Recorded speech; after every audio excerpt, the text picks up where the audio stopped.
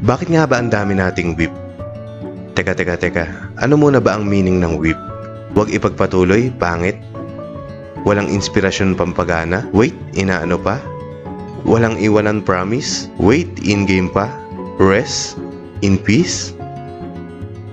Basta. Tuwing magdodrawing ako ng bago, tinatamad ako palagi. Tuwing makikita ko yung mga nakatambak na whip ko. Kaya, yung bagong ginagawa ko, hindi ko na rin natutuloy. At dumadagdag lang sa mga bilang ng mga drawing ko na hindi tapos.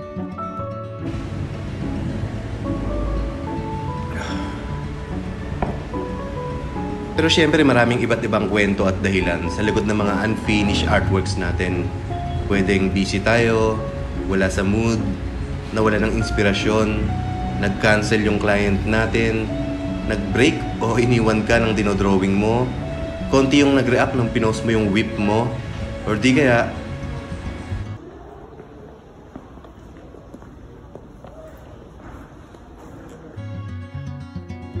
pero alam nyo ba na may mga famous artists at paintings na ang estilo talaga ay hindi tapos? Angas din tingnan.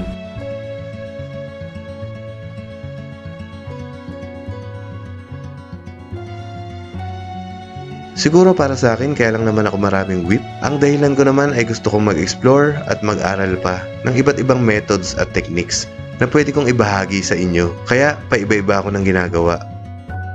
Marami naman akong time eh. Gawin mo muna yung pinapagawa ko, puro ka video dyan.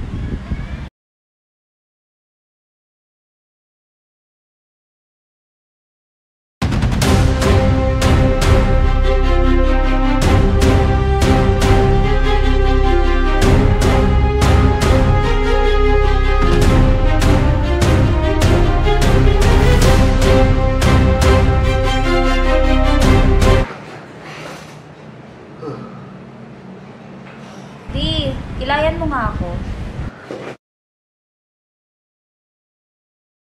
Pinaka best time talaga na mag-drawing, yung tahimik na lahat.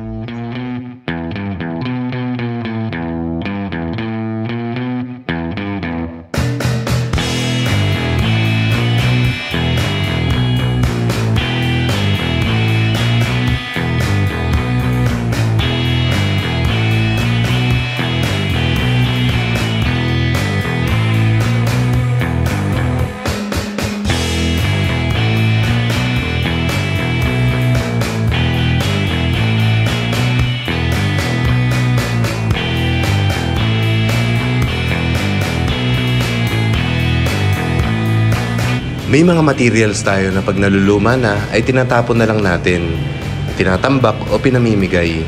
Pero itong brush na to nung nakalbo at napudpod, mas naging importante pa yung nagagawa niya kaysa sa bago. Ito yung luma at ito yung bago. Sa mga lapis din ganun, kahit maliit na yan, importante pa rin yan.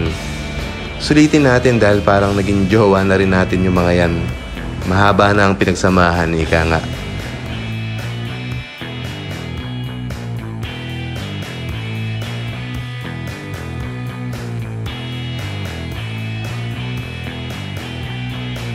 Kaya parang tugma lang din yung salitang work in progress sa mga gamit natin na hindi pa natin tapos gamitin.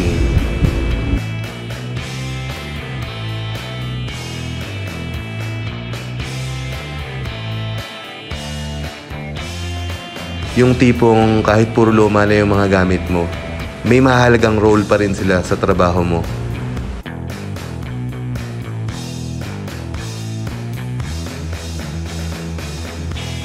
Kaya kayo dyan na maraming whip.